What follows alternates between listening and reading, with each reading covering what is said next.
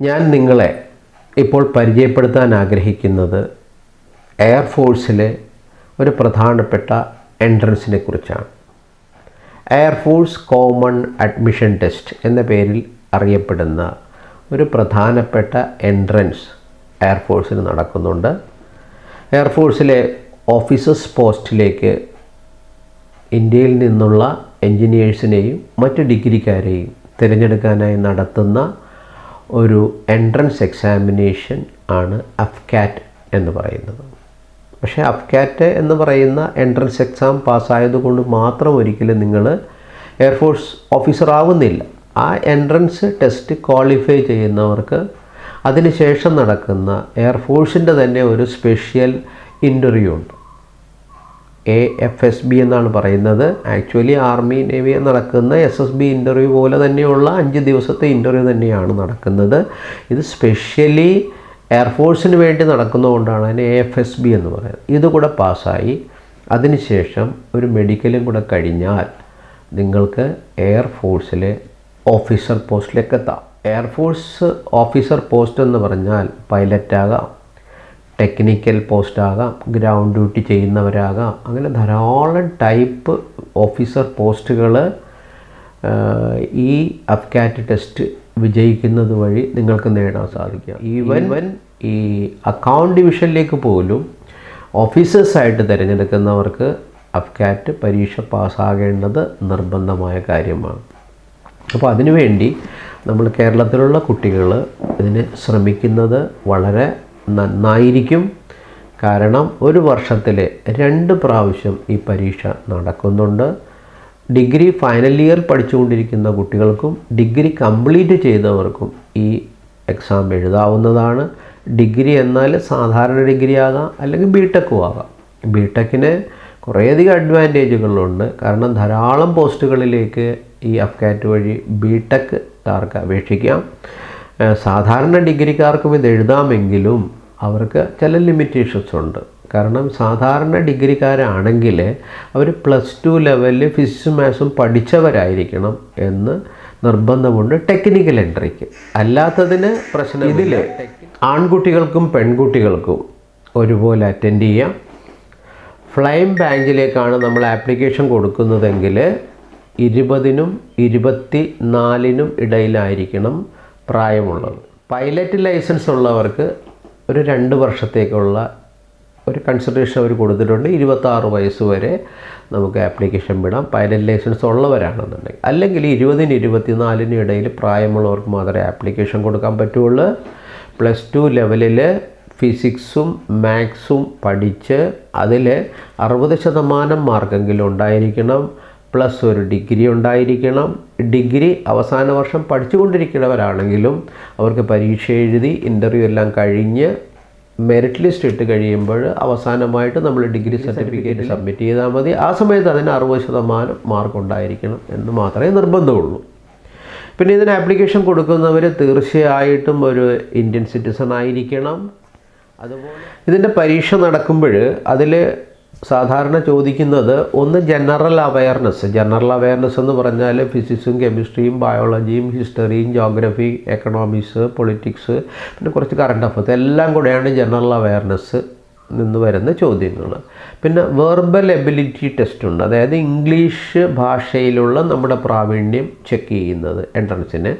പിന്നെ റീസണിങ് ഉണ്ടാവും. പിന്നെ ന്യൂമറിക്കൽ എബിലിറ്റി ഉണ്ടാവും. ഇതിൽ റീസണിങ് സെക്ഷനിൽ നിന്ന് കൂടുതൽ ചോദ്യങ്ങൾ അഫ്കാറ്റിന് വരാറുണ്ട്. അത്യാവശ്യം നല്ല സ്റ്റാൻഡേർഡുള്ള ചോദ്യങ്ങളായിരിക്കും റീസണിങ്ങിൽ നിന്ന് അഫ്കാറ്റിന് ചോദിക്കുക. ഇത് കൂടാതെ അഫ്കാറ്റിൻ്റെ വേറൊരു പ്രത്യേകത മിലിറ്ററി ആപ്റ്റിറ്റ്യൂഡ് ടെസ്റ്റ് ഉണ്ടാവും. അപ്പോൾ ഇത്രയും കാര്യങ്ങൾ ജനറലായിട്ട് ചോദിക്കും. പിന്നെ ഇതിൽ ഈ ടെക്നിക്കൽ ടെസ്റ്റ് കൂടെ സെപ്പറേറ്റ്, അതായത് എൻജിനീയറിംഗ് കാറ്റഗറിയിലുള്ളവർ ടെക്നിക്കൽ എൻട്രിയിലേക്ക് ആപ്ലിക്കേഷൻ കൊടുക്കുമ്പോൾ അവർക്ക് ഈ അവരുടെ സബ്ജക്റ്റ് മെക്കാനിക്കൽ, അതുപോലെ കമ്പ്യൂട്ടർ സയൻസ്, അതുപോലെ ഇലക്ട്രിക്കൽ, ഇലക്ട്രോണിക്സ് ഈ സെക്ഷനിൽ നിന്നുള്ള ചോദ്യങ്ങൾ അഡീഷണൽ ആയിട്ടുണ്ടായിരിക്കും. ഓക്കെ. അപ്പോൾ ഇതിൻ്റെ പരീക്ഷ സാധാരണ ഒരു വർഷത്തിൽ 2 പ്രാവശ്യം എന്ന് പറഞ്ഞാൽ ഒന്ന് ഫെബ്രുവരിയിലും ഒന്ന് ഓഗസ്റ്റിലും ആയിരിക്കും നടത്തുക.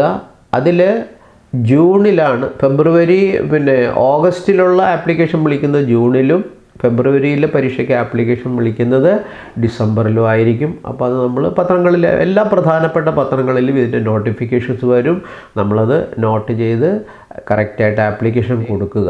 ഡയറക്റ്റ് ഈ എയർ സ്ക്വാഡ്രൺ NCCക്കാർക്ക് C സർട്ടിഫിക്കറ്റ് ഉണ്ടെങ്കിൽ അവർക്ക് പ്രത്യേകം കൂടെ ഒരു ചാൻസ് കൂടെ ഒരു സ്പെഷ്യൽ എൻട്രി ആയിട്ട് അതിൽ കൊടുക്കുന്നുണ്ട്. അപ്പോൾ അവർ AFSB അറ്റൻഡ് ചെയ്ത് അത് വിജയിച്ചാൽ മതി.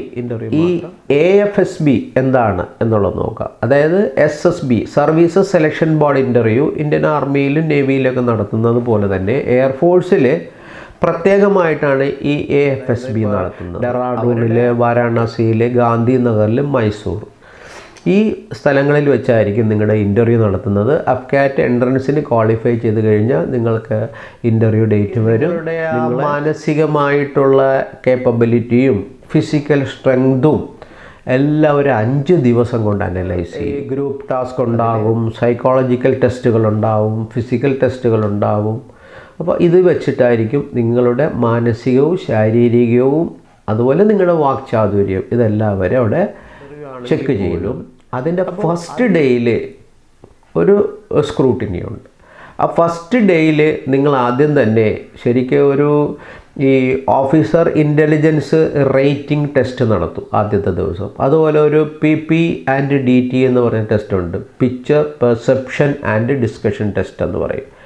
ഈ 2 കാര്യങ്ങളും നിങ്ങളുടെ സർട്ടിഫിക്കറ്റൊക്കെ വെരിഫൈ ചെയ്ത ശേഷം നടത്തിയിട്ട് അതിൽ നിങ്ങൾ ക്വാളിഫൈ ചെയ്താൽ മാത്രമേ നിങ്ങളെ ബാക്കി 4 ദിവസത്തെ ഇൻ്റർവ്യൂവിന് വേണ്ടി അറ്റൻഡ് ചെയ്യാൻ അനുവദിക്കുകയുള്ളൂ. ഫസ്റ്റ് ഡേയിൽ തന്നെ നമ്മൾ ഔട്ടായി കഴിഞ്ഞാൽ ഒരിക്കലും ബാക്കി ദിവസങ്ങളിൽ നമുക്ക് അതിൽ പങ്കെടുക്കാൻ സാധിക്കില്ല.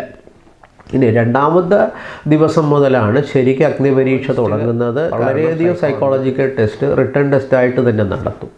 അതുപോലെ തന്നെ ഈ ഇൻ്ററാക്റ്റീവ് സെഷൻസ് ഇൻഡോറിലോ ഔട്ട്ഡോറിലോ ഒക്കെ ഉണ്ടാവും.